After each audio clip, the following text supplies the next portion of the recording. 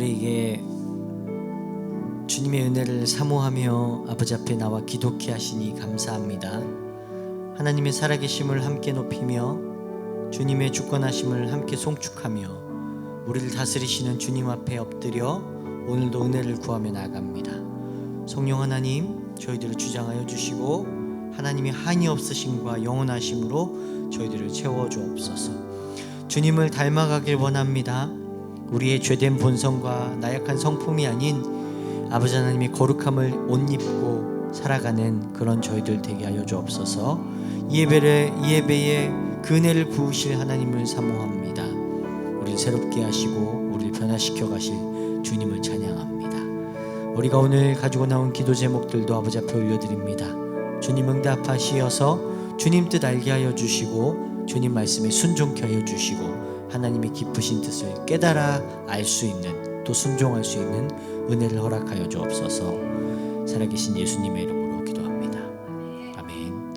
우리 함께 같이 예수 하나님의 공이 함께 마음을 같이 찬양하겠습니다.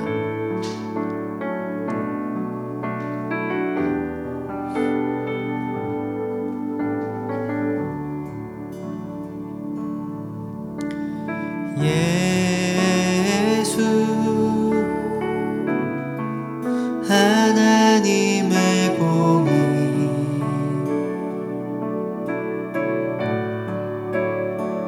주독생자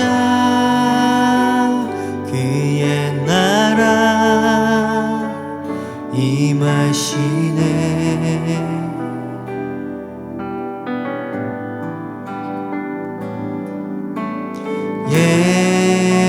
예수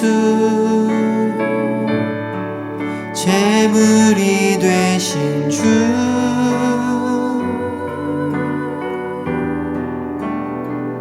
영광 중에 그의 나라 임하시네.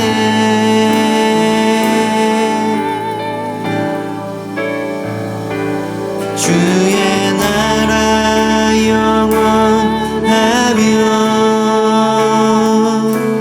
그의 영광 무궁하리. 왕의 위엄과 능력이 이제 임하였으니 주의 주권과 주의 통치와 주의 나라 힘과 권세 임하네. 예수 하나님의 공의. 우리 한 번 더 예수 하나님의 예수 하나님의 공의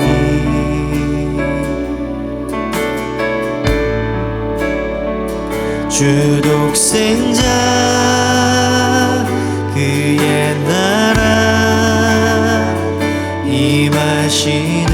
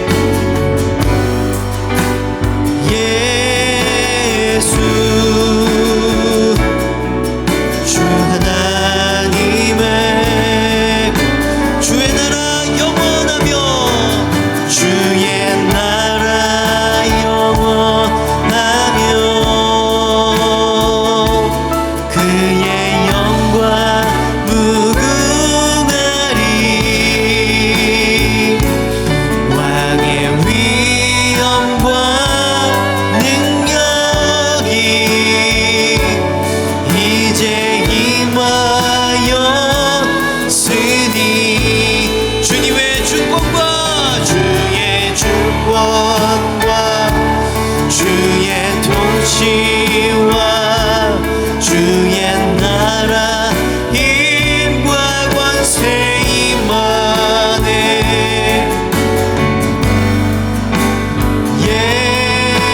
예수 하나님의 공의. 2절입니다. 예수 하나님의 예수 하나님의 사랑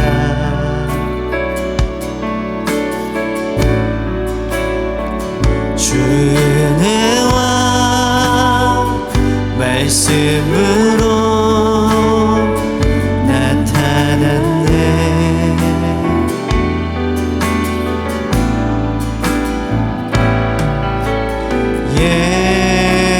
예수 거룩한 하나님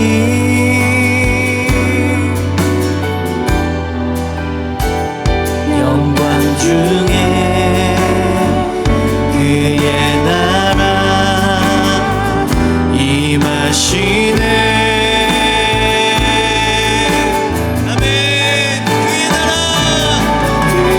나라 영원하며 그의 영광 무궁하리. 왕의 위엄과 능력이 이제 임하였으니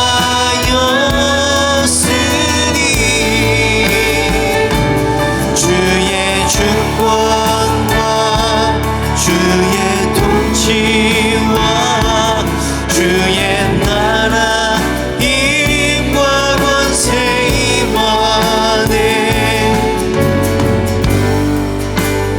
예수 하나님의 주님의 나라 영원합니다. 주의 나라 영원하며 그의 영광 무궁하리. 왕의 위엄과 능력이 이제 임하였으니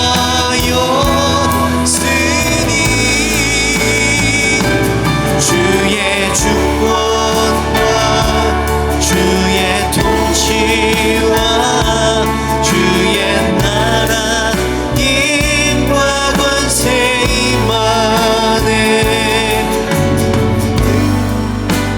예수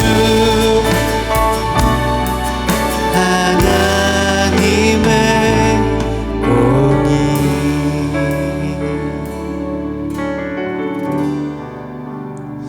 할렐루야.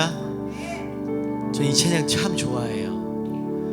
왜냐면 제가 전에 한번 말씀드린 것 같은데 하나님의 공의로우심은 두 가지 측면이 있다고 말씀드렸죠. 성경에 드러나는 하나님의 공의는 늘 두 가지 측면을 따라와요. 두 가지 측면. 하나는 죄에 대한 심판. 하나님은 죄를 참지 않으세요. 죄에 대한 심판. 두 번째는 자기 백성을 향한 사랑. 죄에 대한 심판과 자기 백성을 향한 사랑, 이것이 하나님의 공의로우심입니다. 근데 이 공의로우심이 완전하게 성취된 사건이 무슨 사건이었다고요? 십자가의 사건. 십자가에서 예수 그리스도께서 자기를 희생하심으로 우리가 짊어져야 할 모든 죄에 대한 심판을 그분이 담당하셨어요. 그리고 그 십자가에서 자기 백성을 향한 그 구원의 완성을 십자가에서 완성하신 거예요.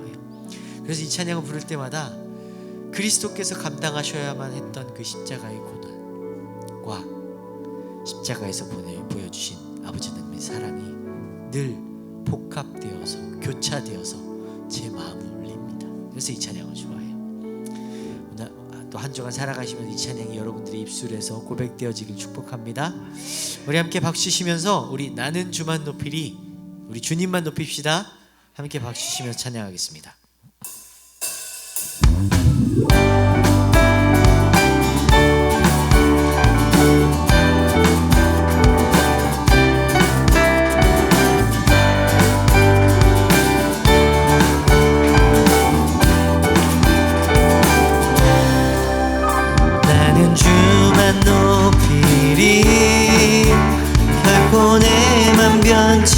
않네. 세상 모든 권세 모든 영광 십자가 앞에 다 버리고 나의 충성과 내 헌신 내 모든 소망 오직 예수 나무에 달려 죽으신 그분께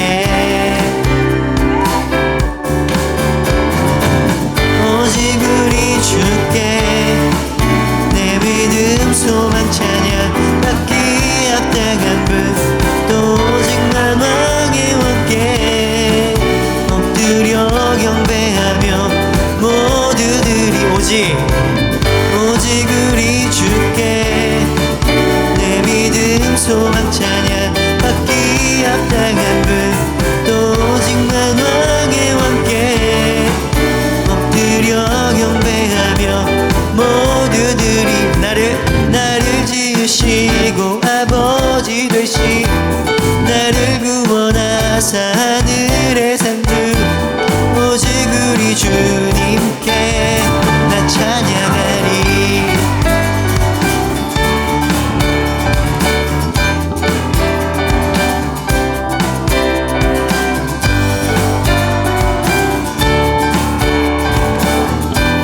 한 번 더 나는 주만 둘 셋 나는 주만 높이리 결코 내만 변치 않네.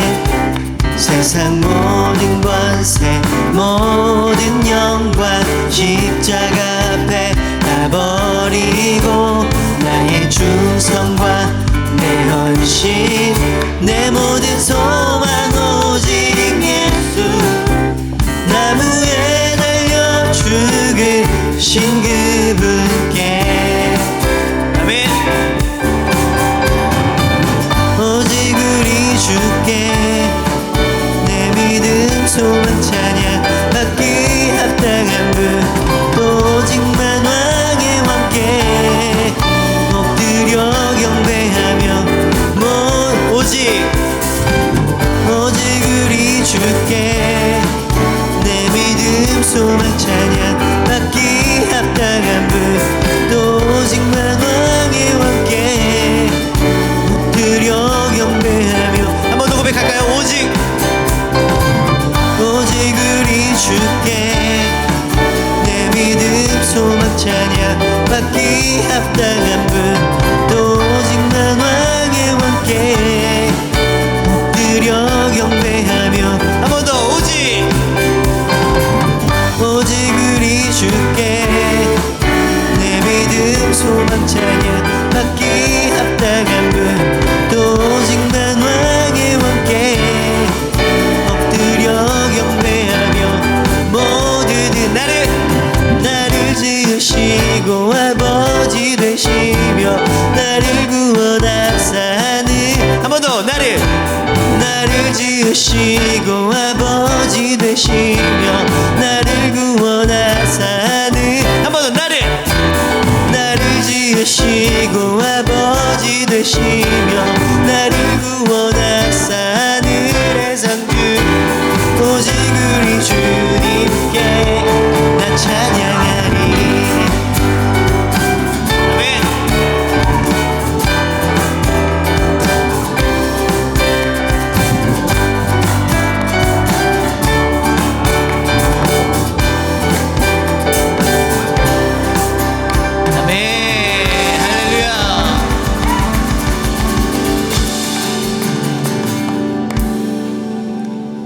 아멘. 오직 우리 주님께 내 믿음 소망 찬양 드리길 바랍니다.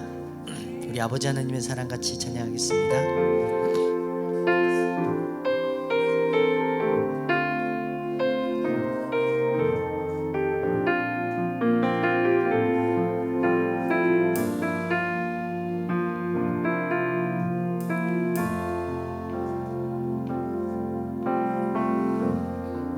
아버지 사랑 아버지 사랑 내가 노래해 아버지 은혜 내가 노래해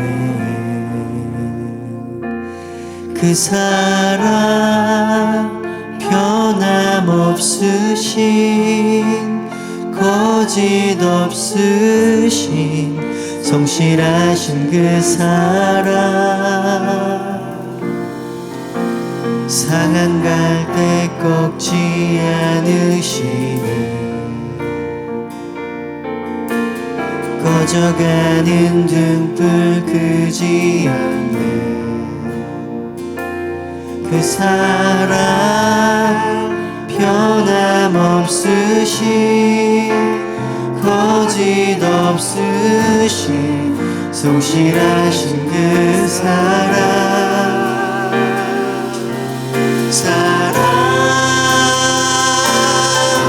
그 사랑 날 위해 죽으신 날 위해 다시 사신 예수 그리스도 다시 오실 그 사랑 죽음도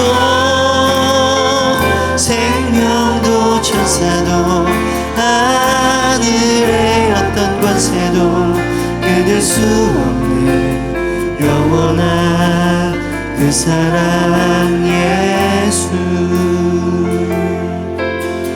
우리 한 번만 더 아버지 사랑 같이 고백하겠습니다. 아버지 사랑 내가 노래해 아버지 은혜 아버지 은혜 내가 노래해 그 사랑 변함없으신 거짓 없으신 성실하신 그 사랑 상한 갈대 꺾지 않으시는 상한 갈대 꺾지 않으시는 꺼져가는 등불 끄지 않는 그 사랑 변함없으신 거짓 없으신 성실하신 그 사랑 주님의 그 사랑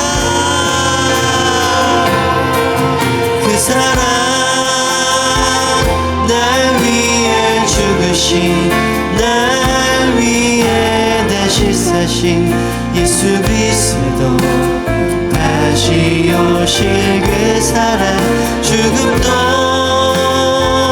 생명도 천사도 하늘의 어떤 권세도 끊을 수 없는 영원한 그 사랑에 주님의 그 사랑 날 위해 죽으신 날 위해 다시 사신 예수 그리스도 다시 오실 그 사랑 죽음도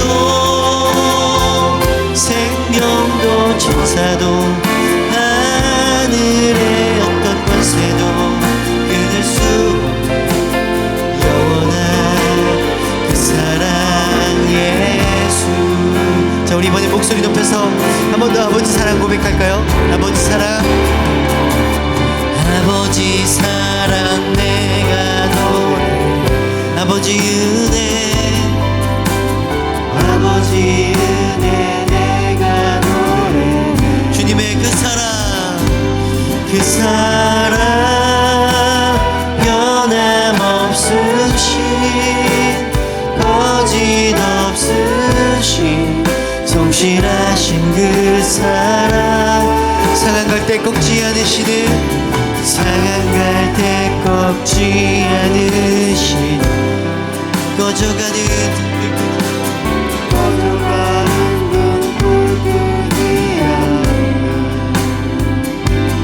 그 사랑 변함없으신 거짓 없으신 성실하신 그 사랑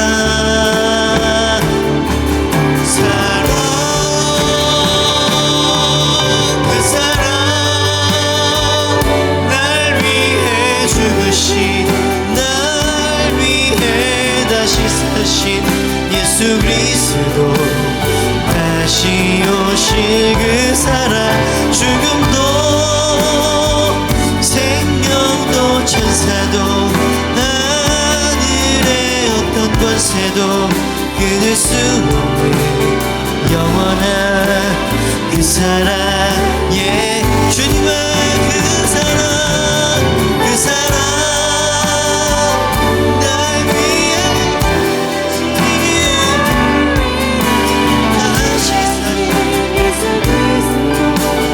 다시 오실 그 사랑 죽음도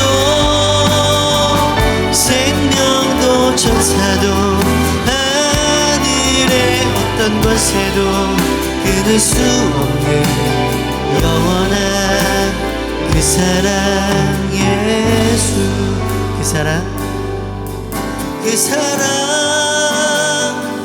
날 위해 죽으신 날 위해 다시 사신 예수 그리스도 다시 오실 그 사랑 죽음도 생명도 천사도 하늘의 어떤 권세도 끊을 수 없는 영원한 그 사랑 예수 영원한 그 사랑 영원한 그 사랑에 영원한 주님의 영원한 그 사랑 예수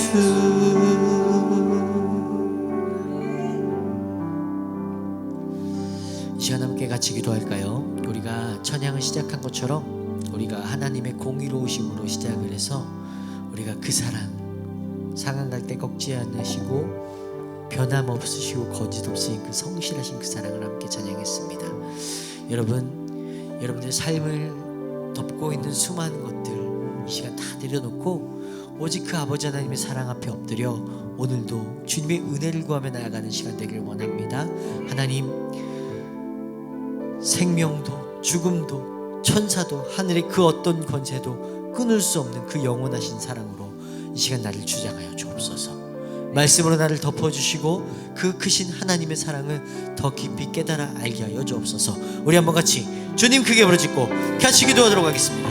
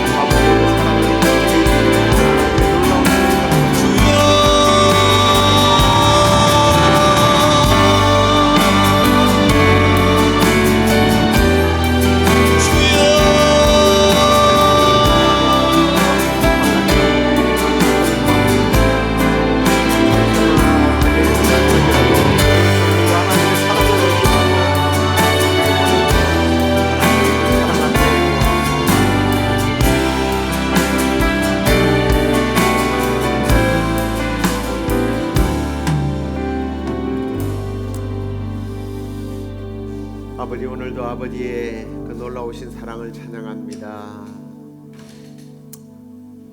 하나님의 공의대로라면 죄의 싹은 사망이고, 그래서 우리는 영원한 지옥 형벌을 받을 수밖에 없는 죄인인데, 우리가 아직 연약할 때, 우리가 죄인 되었을 때에, 심지어 하나님과 원수 되었을 때 예수 그리스도를 통해서 아버지의 사랑을 우리에게 확정해 주시고 그 놀라운 피의 공로로 우리가 구원받게 해주시니 다시 한 번 더 감사드립니다. 하나님, 이 사랑에 의지해서 오늘도 주 앞에 왔습니다. 부족하고 무능하고 또 부정하고 참 부끄럽기 짝이 없는 모습이지만 아버지의 사랑을 의지하며 왔사오니 오늘도 그 아버지의 놀라우신 사랑으로 우리를 품어주시고 하나님의 자녀답게 살아갈 수 있는 힘과 용기와 능력을 허락해 주시옵소서. 오늘도 하나님 말씀 받습니다. 하나님의 말씀이 우리의 삶을 붙잡아주는 말씀 되게 하시고 천국 가는 그날까지 이 말씀을 의지하고 의탁해서 살아가는 우리들 되도록 인도해 주옵소서. 그렇게 해주실 하나님을 찬양하옵고 예수님 이름으로 기도드리옵나이다. 아멘. 이제 우리 하나님 말씀 히브리서 9장 27절 한 절을 우리가 함께 읽도록 하겠습니다. 한 번 죽는 것은 사람에게 정해진 것이요 그 후에는 심판이 있으리니. 아멘. 자, 오늘은 죽음의 문제 두 번째 시간인데 오늘은 죽음의 문제에 대한 여러 가지 오해들에 대한 내용들을 가지고 좀 우리가 함께 말씀을 나누겠습니다. 죽음이라는 것이 우리 인간적인 관점에서는 그냥 수명을 다해서 생명이 끊어지는 거지만 하나님 보시기에는 육체와 영혼이 분류되는 사건이다라고 말씀을 드렸죠. 그래서 우리의 육체는 흙으로 왔기 때문에 흙으로 가지만 우리의 영혼은 하나님께 속한 세계로 들어간다고 말씀을 드렸습니다. 그래서 죽음은 단순한 끝이 아니라 한 세계에서 다른 세계로 가는 문이에요. 그러나 모든 사람이 이 죽음을 통과한다고 해서 결과가 같은 것은 아닙니다. 예수 안에 있는 사람은 하나님 품으로 들어가게 되고 부활의 날에 영과 우리의 육체가 다시 만나서 영원한 천국에서 사느냐 아니면 지옥에서 사느냐 뭐 이런 차이가 있겠죠. 자, 그런데 이러한 죽음에 관련된 여러 가지 오해들이 많이 있어요. 그래서 오늘 죽음 이후에 또는 죽음의 어떤 과정 속에 일어나는 여러 가지 그 문제점들을 좀 우리가 함께 나누려고 합니다. 지난주에 잠깐 언급을 한 것 같은데요. 먼저 우리가 흔히 오해하는 것 죽음에 관한 진실 중에 하나가 자살의 문제입니다. 자살은 그냥 이름 그대로예요. 자발적으로 자기 의지적으로 자기 계획을 가지고 자기의 생명을 끊는 것, 이게 자살입니다. 성경에도 이 자살을 한 사람들이 종종 등장을 하는데요. 자기 스스로 죽음을 선택한 사람들입니다. 사울 왕이 그랬습니다. 원수에게 죽느니 차라리 내가 스스로 죽겠다. 그리고 예수님을 팔았던 제자 가룟 유다도 자살을 선택했습니다. 그런데 요즘에는요, 이러한 자기들의 어떤 처한 참담한 환경이나 문제를 극복하는 방법이 자기 스스로에게 있다라고 스스로 판단을 하고 자기 권리로 생각해서 죽는 이런 죽음을 미화하는 경우가 참 많습니다. 그래서 마치 이러지도 저러지도 못하면 죽음으로 해결할 수 있다라는 어떤 뉘앙스를 갖게 하는 그런 보도들을 참 많이 하는 것을 봅니다. 그러나 성경은 생명의 주권이 누구에게 있어요? 하나님께 있죠. 하나님께 있기 때문에 하나님께서 생명을 창조하셨기 때문에 그 생명의 주인은 하나님께 속해 있기 때문에 스스로 내가 생명을 끊는 것이 자유가 아니라 하나님의 주권에 대한 대단한 공격입니다. 반항입니다. 죄죠. 그렇다면 그 결과는 뻔한 것 아니겠습니까? 그래서 자살은 하나님의 주권에 대한 강력한 도전, 범죄와 같습니다. 어떤 의미에서 사탄이 하나님처럼 되려고 했던 것과 자기 스스로 생명을 스스로 끊는 것은 동일한 거예요. 사탄이 천사가 하나님과 동일하게 되려고 하다가 사탄이 됐다고 우리는 성경에서 그렇게 배웠고 또 실제로 그렇고요. 아담과 하와가 하나님처럼 되려고 했다가 죄로 말미암아 온 인류가 죄 가운데서 태어났어요. 그것과 자살은 동일선상이에요. 이건 동일한 일이에요. 사탄은 천사장이 더 큰 죄를 지어서 사탄이 되었고 아담과 하와는 더 큰 죄를 지어서 죄가 세상에 왔다? 아니요, 자살도 똑같은 거예요. 하나님의 주권에 대한 도전입니다. 생명이 하나님께 있는 게 아니라 나에게 있다. 뭐가 달라요? 그렇다면 자살의 선택은 하나님께 대한 어마어마한 범죄인데 그걸 천국과 지옥을 어떻게 그걸 가지고 아니요, 꼭 지옥에 가는 건 아니에요 라고 가르치는 사람이 있다면 그런 가짜입니다. 그런 가짜 목사에 귀를 기울일 필요가 없어요. 2단, 3단, 저는 3단보다 난 4단이라고 봐요. 자, 그래서 한편으로는 사탄은요 자살에 대한 개입을 꼭 합니다. 제가 전에 한번 말씀드린 저도 자살을 하려고 했던 사람 중에 한 사람이에요. 농약을 딱 병을 따는데요, 평소에는 논에 농약만 뿌려놓은 논 옆에만 가도 막 머리가 아픈데요, 그걸 마셔도 될 것 같더라고요. 아무 냄새가 안 나요. 왜 그렇겠어요? 그게 사탄의 개입이 있는 거예요. 요한복음 8장 42절 이후에 보면 예수님께서 사탄이 어떤 존재냐라고 이렇게 말합니다. 살인하는 자요. 사탄은 처음부터 살인자요, 거짓말자입니다. 거짓의 아버지다라고 말합니다. 그래서 제가 자살이 꼭 지옥 가는 것은 아닙니다라고 가르치는 자는 사탄이라고 말하는 거예요. 사탄이 그렇게 하거든요.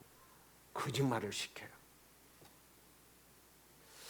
이 자살을 하게 되는 사람들에 보면 대부분 좀 신약해요. 마음이 약해요. 정서적으로 안정이 안 돼 있어요. 딱 그때가 사탄이 개입하기가 제일 좋은 시기입니다. 우리의 정서가, 우리의 마음이, 우리의 지식이 막 삐뚤어지고 화가 나 있을 때, 분노하게 될 때, 이런 얘기 좀 해서 죄송합니다만 여러분들 다 성인들이니까 애들이 있긴 하지만 쟤들은 지금 관심이 없으니까 제 말. 전에 한번 말씀드렸죠. 이사를 와가지고 제가 사회 가던 그 노원 그쪽에 수근수근 그래서 그냥 지나가는데 알고 보니까 이사를 갔는데요, 아주 부잣집에서 살다가 30몇 평짜리로 왔대요. 30몇 평도 엄청 큰 거 아니에요? 와이프가 이삿집 만들어 간다고 막 남편하고 싸우니까 남편이 아이고 죽어버리든가 해야지. 그러니까 아이고 인간아, 네 같은 인간은 뒤지라 그러니까 그냥 뛰어내려 버린 거예요. 그 순간 누가 역사했겠어요? 사탄이 역사죠. 저는 몰랐을 텐데 그 교회 조카가 다녀서 알았어요. 여러분, 사탄의 공격은 아주 간사하고 잔인합니다. 그리고 간교해요. 속여요. 우리의 정서를 유혹해서 무너지도록 유도합니다. 그러면 사탄의 말을 들었던 사람은 어떻게 될까요?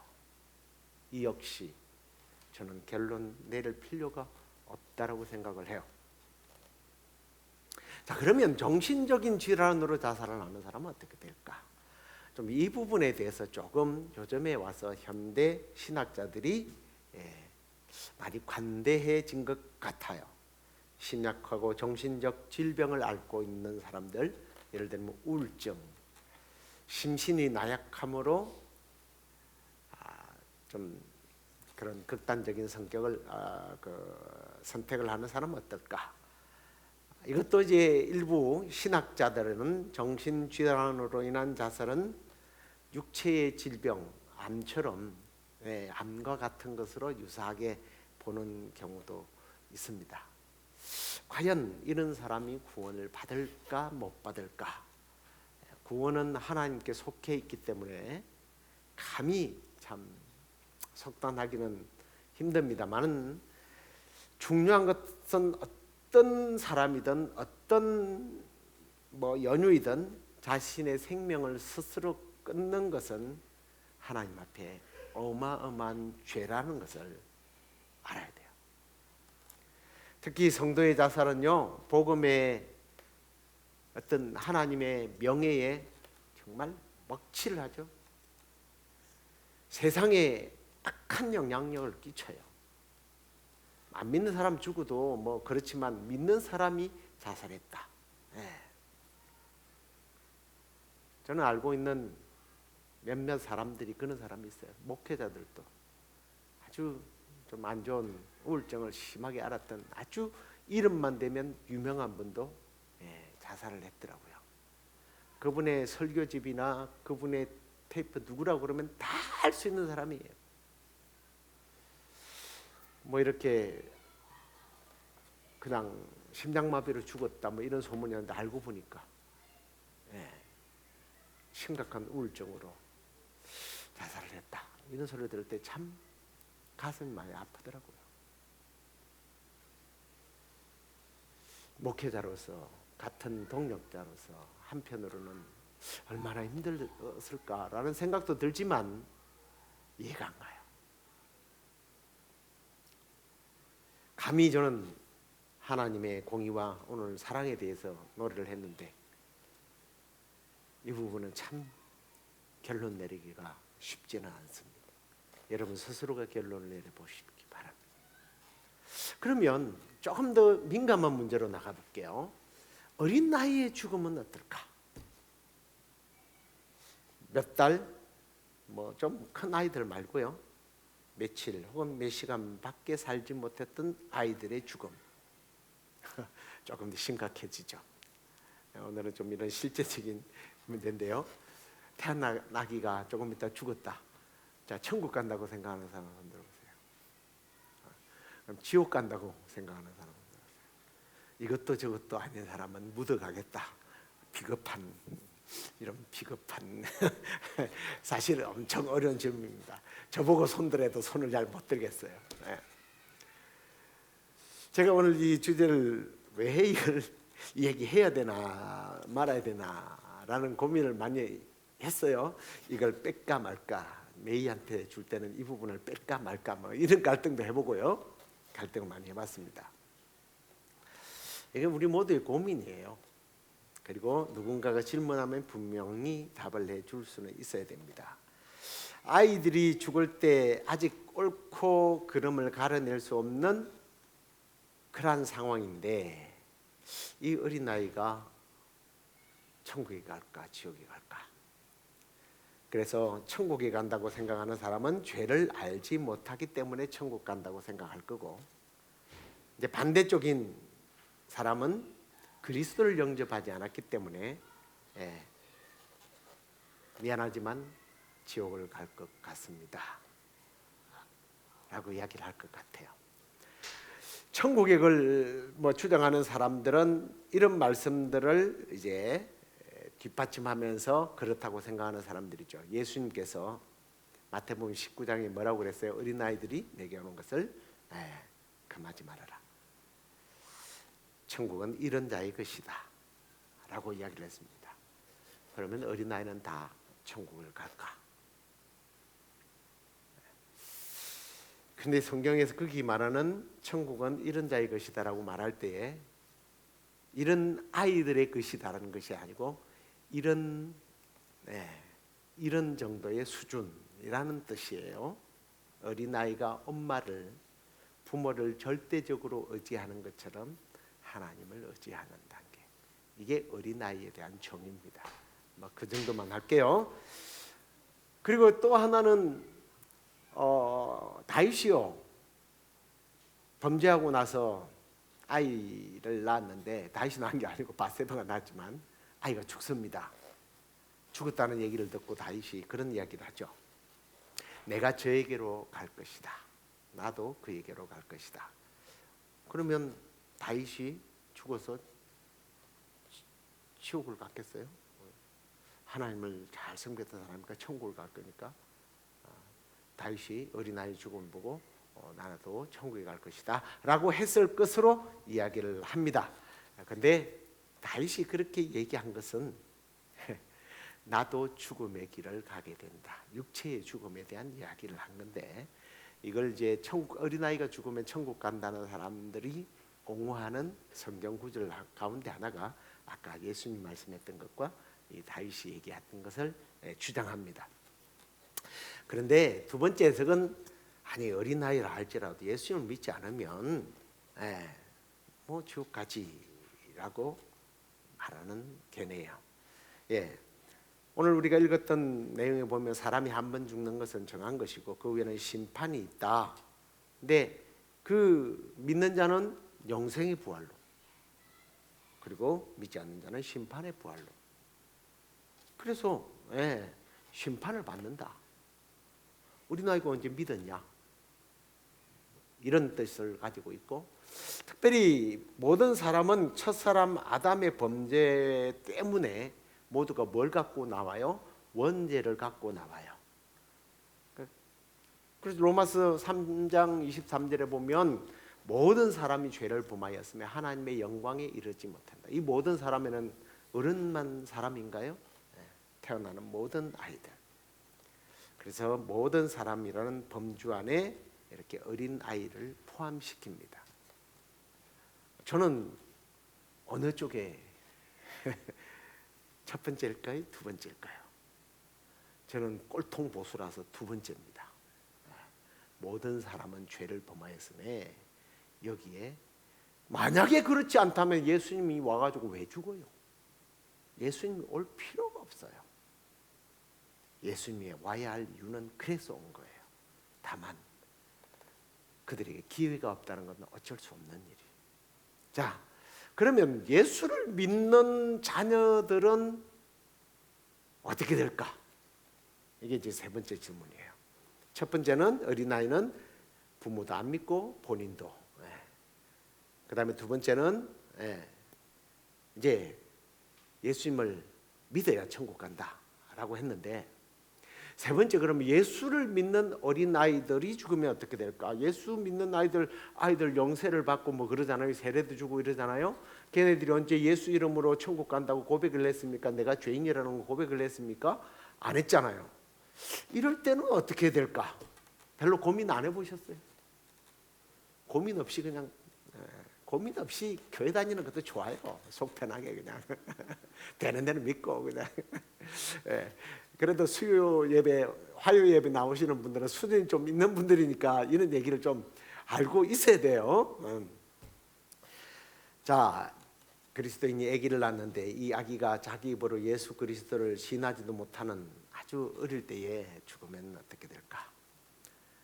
일단 전통적이고 그리고 보수적인 복음주의적인 교단들에서 하는 얘기입니다. 부모가 예수를 믿고 그 믿음 안에서 태어난 자녀는 하나님의 언약 안에, 하나님의 예정하심 안에 들어있다라고 봅니다. 그래서 영세를 주는 거예요. 그렇다면 아브라함의 언약이 자손에게 이어진 것처럼 믿음의 부모는 자녀들에게 하나님의 은혜의 울타리 안으로 들어가도록 해놓았기 때문에 천국 갈 것이다 라고 보는 그런 견해입니다. 이것 또한 제가 감히 하나님이 아니고 천국에 가서 그 모습을 그 자리에서 보지는 않았기 때문에 정말 그럴까라고 확신은 못하지만 저는 그렇게 생각합니다. 제가 확신 못하고 제가 막 이게 2단인지 3단인지 4탄인지 이게 분별을 못할 때는 저보다 머리 좋고 연구를 많이 하신 교수님들, 믿음의 선배들, 내 교단의 선배들이 결정해 놓은 것을 저는 따라요. 뭐 예를 들어서 뭐 다락방이 이단이다 그러면 어느 교단에서 누가 한 말인지를 일단 기울이지 뭐 그 사람의 사상이나 이론이나 그걸 내가 연구하지는 않아요. 무슨 말인지 이해가시죠? 예. 그래서 우리 선배들이 이단이다 그러면 이단으로 그냥 제가 따라요. 뭐 인터폴 같은 거, 인터폴이라는 인터콥 같은 거, 인터폴 경찰이로 인터콥 같은 그런 경우에도 누가 이단이라고 그랬는가에 따라서 저는 그냥 합니다. 물론 제가 그 자리에서 이 사람의 인격과 이 사람이 가진 그 제일 머리에 있는 분이 하는 것을 보고 이건 아니다라는 생각은 해봤어요. 시애틀에 와서 한 3일간 공부를 좀 하면서 그분이 어떤 분인지를 좀 알게 됐는데, 자, 제가 삼척부 사람이에요. 그래서 잠깐 빠졌어요. 죄송합니다. 다시 이제 돌아올게요. 돌아오는데 하나 확실한 것은 하나님은 공의로우신 분이지만 하나님은 자비로우신 분입니다. 하나님께서 믿음의 자녀들의 믿음의 가정에 태어난 그 자녀들을 아브라함의 영적 권위로 영적인 언약이 흘러가는 것처럼 그 믿음의 후손들에게 믿음이 흘러간다라고 생각하기 때문에 구원을 받는다라고 생각하는 부분에 저는 손을 들어요. 이게 또 마음이 편하잖아요, 그죠? 아이들이 지가 집을 아는데 쭉 가 하는 것보다는 그래도 천국 간다고 그러니까 마음이 편해서 그런 것도 있어요. 자, 그 다음에 민감한 문제가 또 하나 있어요. 우리 한국 사람들이 죽음에 관한 진실 뭐예요? 이건 힌트인데 화장. 아유, 전혀 뜻이 다른데 화장. 몸을 태워서 재로 만드는 것을 말합니다. 제가 아는 어느 권사님도 자식들에게 지금도 툭하면 그렇게 유언을 한답니다. 나는 절대로 지옥 가기 싫으니까 죽으면 화장하지 마 그러네요. 화장을 하면 우리 한국 사람들은 지옥 간다라고 생각을 합니다. 성경에는 뭐라고 말할까? 중요하죠. 성경에는 거기에 대해서 이런 방구하지 않아요. 가끔씩 성경은 쓰잘데기 없는 소리는 안 합니다. 왜냐하면 상관이 없기 때문에 그럴 것이고 정말 그게 지옥을 보내는 작업이라면 성경은 해라 하지 마라 분명히 말할 거예요. 근데 굳이 말할 필요가 없는 것은 말하지 않아요. 단지 불에 타 죽는 사례들이 있긴 합니다. 그것과 화장을 혼돈해서는 안 되죠. 성경에 불에 태워 죽는 사례는 이방적인 이교 숭배자들이 몰래에게 불에 던져서 죽였어요. 자식들을, 사나이를, 자기의 충성을, 헌신을. 그래서 하나님은 그것에 대해서 굉장히 그것들은 아예 그냥 없애버리라고 할 정도로 자기 자식을 사나이를 이 아궁이에다 이렇게 신상이 이렇게 만들어져 있어요. 여기다 불을 떼요. 아이를 사나이를 그 위에다가 프라이팬에다 넣는 거예요. 얼마나 잔인합니까? 그것에 대한 이야기지 화장에 대한 얘기는 아닙니다. 거기에 대한 이야기는 없는데 유독 우리 한국 사람들은 이게 성경적인 것처럼 이야기하면서 화장은 마치 지옥을 보내는 일이라고 생각하고 절대로 화장해서는 안 된다라고 이야기를 하는 분들이 많습니다. 근데요, 화장 때문에 부활하지 못하고 화장 때문에 지옥 간다? 이건 하나님의 전능하심을 아주 우습게 보는 행위입니다. 그러면 한번 예를 들어 볼게요. 이게 얼마나 우스운 결론이냐. 여러분 폴리갑이라고 혹시 들어봤습니까? 폴리갑? 폴리스 갑질하는 게 아니고요. 사람 이름입니다. 안디옥 교회 폴리갑 로마 병정들 앞에 잡혀갔습니다. 장작 더미를 쌓아놓고 그 위에다가 화형을 준비하고 있었습니다. 너 만약에 당신 나이가 참 이렇게 많은데 이 자리에서 예수 그리스도는 신이 아니다, 하나님의 아들이 아니다 라고 그를 저주하면 살려주겠습니다 라고 얘기했어요. 만약에 불에 타 죽는 것이 지옥 가는 거라면 폴리갑은 뭐라고 해야 돼요? 빨리 지옥 가는데, 예수 그는 사탄입니다, 나는 예수를 믿지 않습니다, 그리고 뛰어내려오면 불에 안 타요. 그리고 나중에 한번 회개하고 뭐 여러분, 폴리갑은요 순교했어요. 나는 86년 동안 하나님의 사랑을 받고 예수님은 나를 한 번도 배반하지 않았는데 나보고 배반하라고 그냥 죽여, 불에 타 죽었어요. 지옥 갔겠네요. 우리 한국 이야기를 해볼게요. 지암리 교회라고 혹시 들어보셨습니까? 그런 거는 인터넷에서 한번 들어보세요. 유튜브 맨날 뭐 낄낄 그런 것만 찾아보지 말고 지암리 순교 사건 한번 들어보세요. 일본군들이 신사참배를 거부하는 예수쟁이들을 교회 안에 가둬 놓고 불을 질러 태워서 죽였습니다. 그 사람들은 전부 다 지옥 갔네요. 그렇잖아요. 만약에 우리 한국 어르신들, 권사님들 나 불에 타지면 지옥 간다고, 절대로 나는 지옥 안 가야 되니까 화장시키지 마라 라고 한다면 그 지암리 사건 때 순교했던 성도들은 다 지옥 갔어요. 폴리갑도 지옥 가고요. 아니 이 사람들뿐만 아니라 초대교회에 수많은 사람들이 불에 태워져서 죽고 그랬습니다.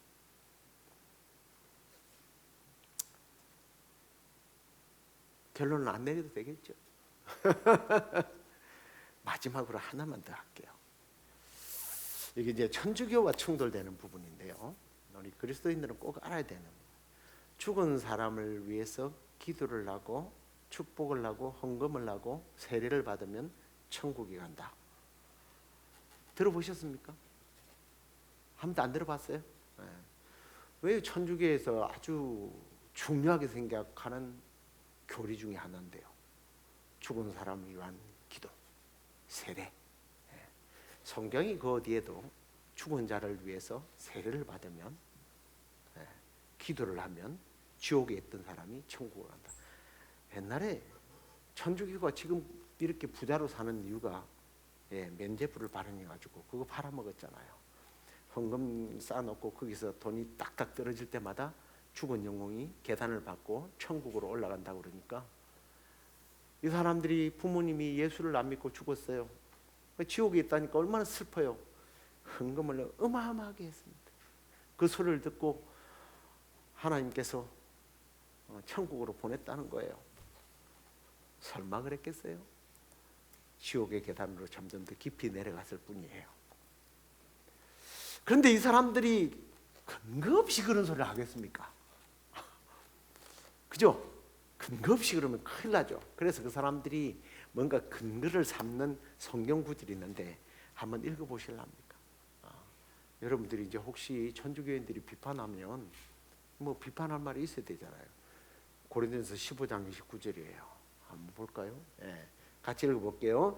만일 죽은 자들이 도무지 다시 살아나지 못하면 죽은 자들을 위하여 세례를 받는 자들이 무엇을 하겠느냐? 어찌하여 그들을 위하여 세례를 받느냐? 오, 세례를 받네.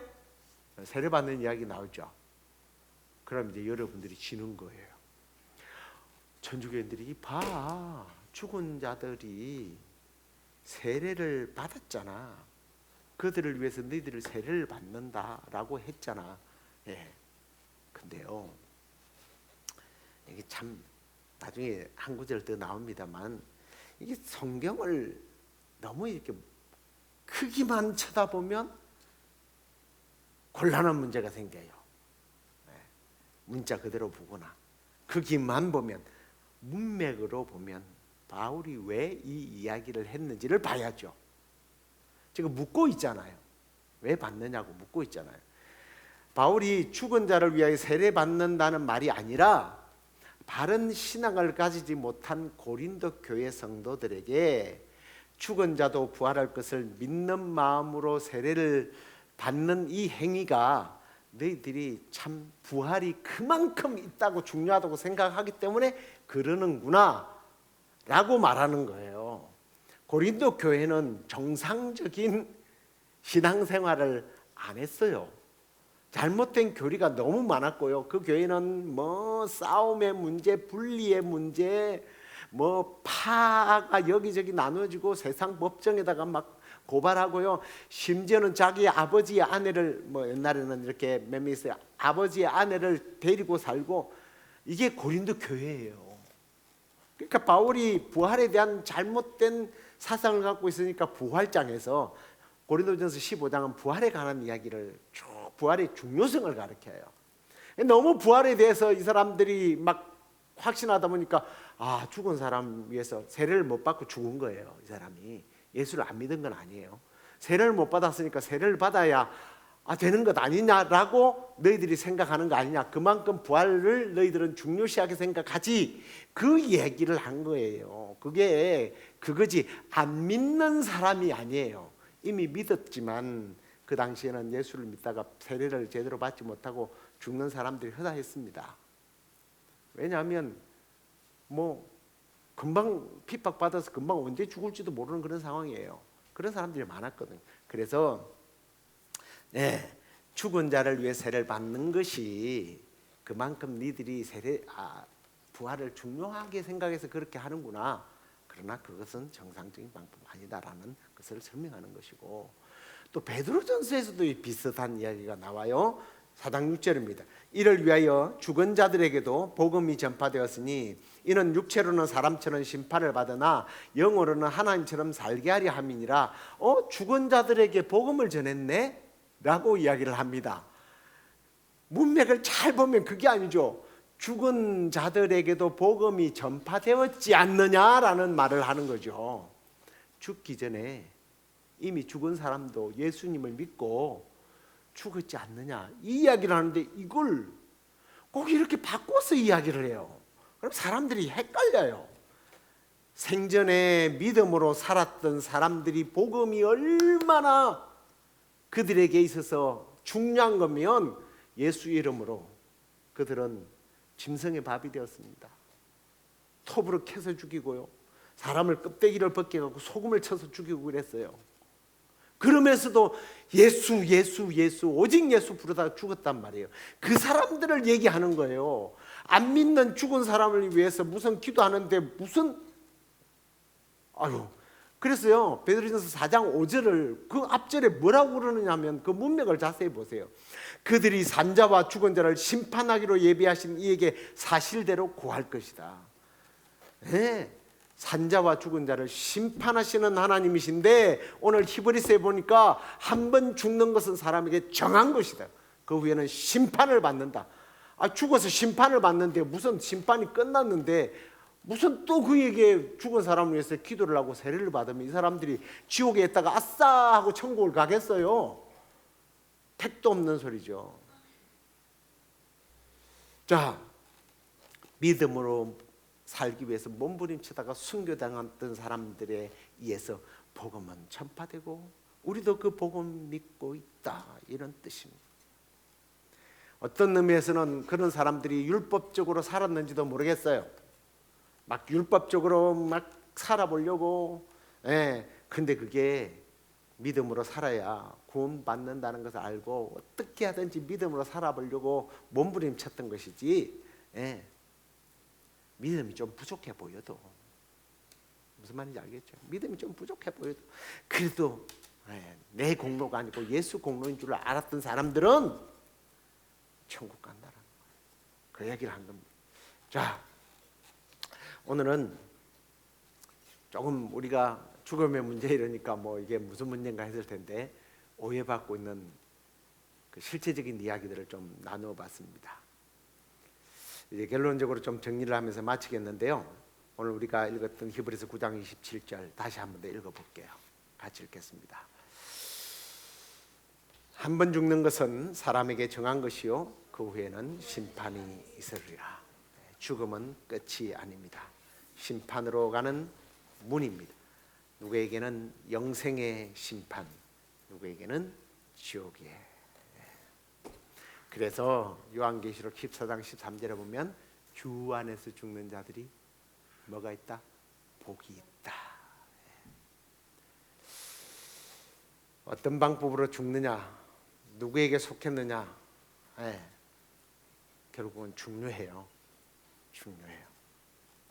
사탄에게 속았어. 사탄에게 속한 자로 죽는 사람은 영원한 형벌로, 그러나 예수께 속하여서 예수님의 방법대로 살던 사람은 주님 품에 안겨서 영원한 천국의 복을 누립니다.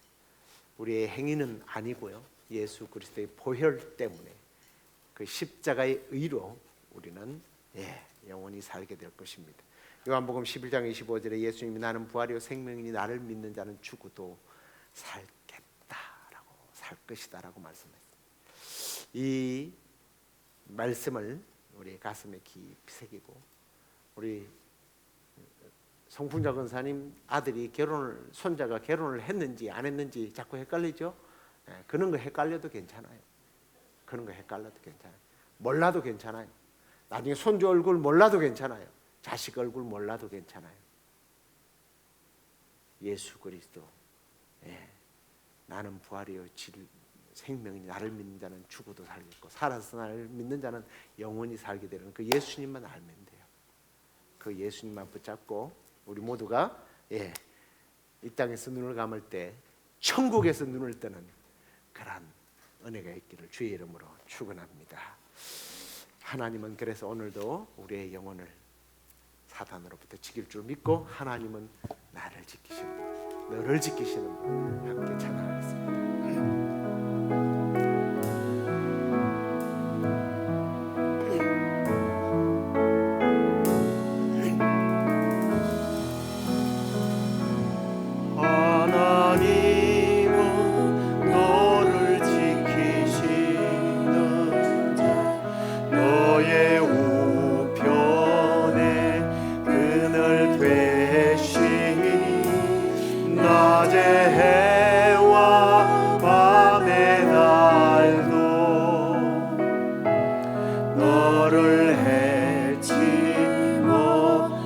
처음부터 하나님은 이번에 하나님은 나를 지키시는 자, 나의 우편에 그늘 되시는 분,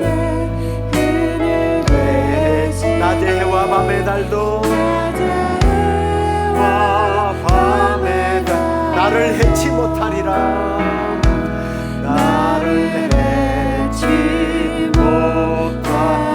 하나님은 너를 지키시는 자, 하나님은 너를 지키시, 너의 환난을 면케 하시니 그가 너를 지키시리라. 너의 주님을 지키시리라.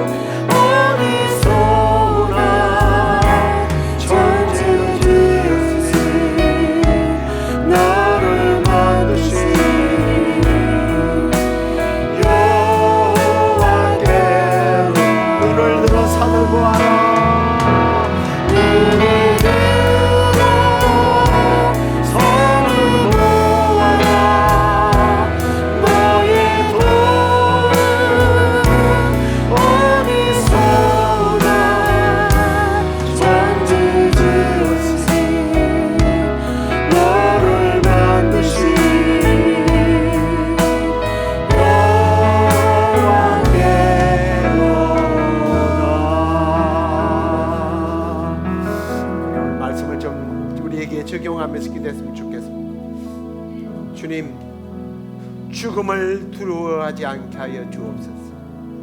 예수 그리스도 안에서 영원한 생명을 내가 소유한 자로 믿고 살게 해달라고, 생명의 주권이 하나님께 있음을 인정하고 내 삶과 죽음을 우리 주인 되신 아버지 하나님 앞에 맡기며 살게 해달라고, 그리고 오늘 이 순간이 나의 마지막 날처럼 후회 없이 믿음을 지키면서 죽음을 준비하면서 살게 해 주옵소서 하고 우리 함께 주여 부르짖고 기도하십시다. 주여, 오 주님, 죽음을 두려워하지 않는 그런 믿음의 창고가 되게 하여 주옵소서. 오늘 예수 안에 참 생명이 있고 예수 안에 구원이 있고 예수 안에 천국이 있음을 믿고 우리의 삶을 전체를 주님 앞으로, 주님 내어드립니다. 주님의 십자가 앞으로 나아갑니다. 십자가의 그늘 앞에 우리가 나아가오니 주여, 주님께서 오늘 우리의 생명을 주장해 주시기를 원합니다. 주님, 하나님께서 오늘도 우리를 지켜주셔서 악한 사단의 권세가 우리의 마음을, 우리의 생각을, 우리의 정서를 주님 좀먹지 못하도록, 유혹하지 못하도록 주님 우리를 지켜 주시옵소서. 아버지 하나님, 우리의 출입을 지켜 주옵소서. 그리고 오늘 주님 정말 우리가 기도합니다. 오늘이 나의 마지막 날인 것처럼 주님 후회 없는 믿음의 삶을 살아내게 하여 주옵소서. 부끄럽지 않는 삶을 살아가게 하여 주옵소서. 죽음을 준비하는 지혜로 하루하루 복음 안에서 믿음 안에서 살아가는 저희들 되게 하여 주옵소서. 우리의 생각이, 우리의 정서가, 우리의 지식의 한계가 와서 주님 다 있다 할지라도 나의 구주 예수 그리스도를 잊지 않게 하여 주옵소서. 생명 대신 예수 그리스도의 보혈의 공로를 잊지 말게 하여 주옵소서. 십자가의 공로만 의지하며 살아가는 저희들 되게 하여 주시옵소서. 우리 계속해서 교회를 위해서 기도하십시다. 주님, 우리 교회가 생명을 선포하는 교회가 되게 해달라고, 이 땅의 절망과 우울함과 사탄의 속임에 속아서 생명을 포기하는 자들이 없도록 하나님, 우리 교회가 죽음의 두려움에, 아니 죽음의 달콤함에 빠져있는 그들에게 복음을 전하게 하시고, 혹시 소망을 잃어버린 자들이 있다면 생명의 산 소망을 심어주는 교회가 되게 해주시고, 병든 자와 슬픔 중에 있는 자들이 이 교회를 통해서 위로와 소망을 발견하고 복음 안에서, 믿음 안에서 살아가게 하는 그러한 교회로 쓰임받게 해달라고, 그러한 일에 내가 주님 쓰임받게 해달라고 우리 다시 한 번 더 주여 부르짖고 교회를 위하여, 자신을 위하여 기도하십시다. 주여, 주님 감사합니다. 주님, 우리 교회 주님 생명을 선포하는 교회로 주님 세워주시니 감사합니다. 앞으로도 우리 교회가 죽음을 넘어 생명을 선포하는 교회로서의 사명을 감당하게 하여 주옵소서. 이 세상 가운데 절망한 영혼들, 슬픔 중에 있는 사람들, 병든 사람들, 고통과 두려움에 빠져있는 사람들, 소망을 잃어버린 자들, 사탄의 달콤한 유혹에 빠져서 죽음이 마치 신비로운 단계를 넘는 것으로 착각하거나 우울증에 빠져서 죽음이 모든 것들을 해결해 주는 줄 착각하게 만드는 그 모든 사탄의 권세로부터서 주여, 주의 능력으로 구하고 주의 능력의 손으로 이끄는 교회가 되도록 주여, 우리 교회를, 우리 성도들을 사용하여 주시옵소서. 그래, 이 땅에 주님 예수 그리스도를 알지 못하고 죽어가는 영혼이 없도록 주여, 우리 교회를 사용하여 주시옵소서. 주님, 그렇게 우리 교회와 우리 성도를 사용해 주실 줄로 믿습니다. 아버지 하나님, 그렇게 사용해 주시옵소서.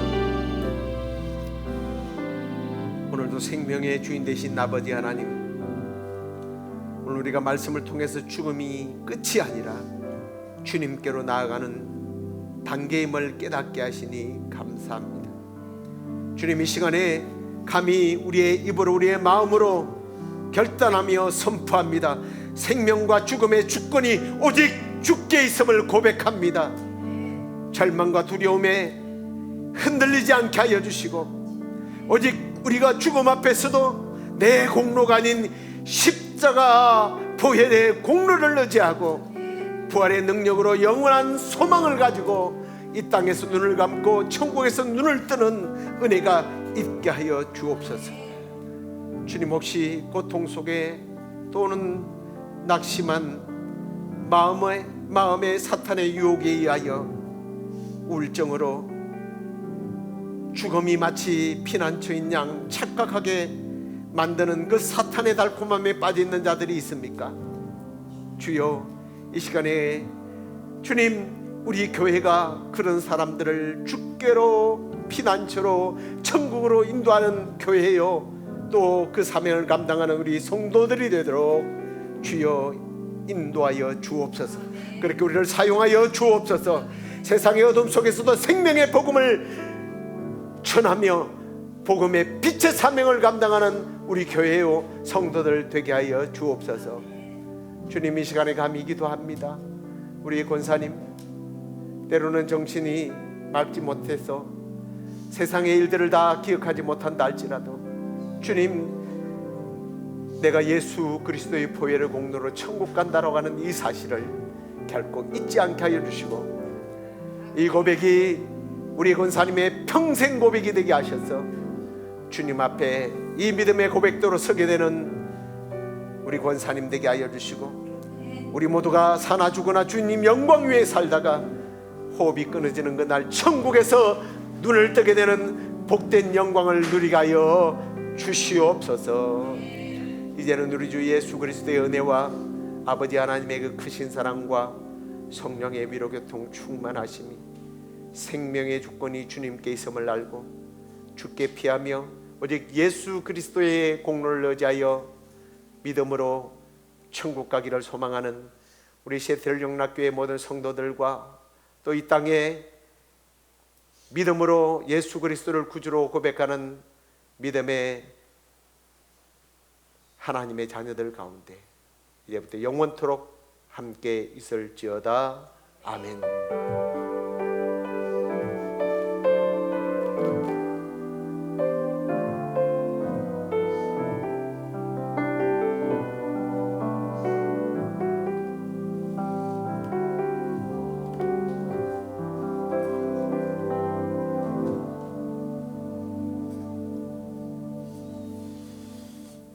날씨가 갑자기 싸늘해졌죠.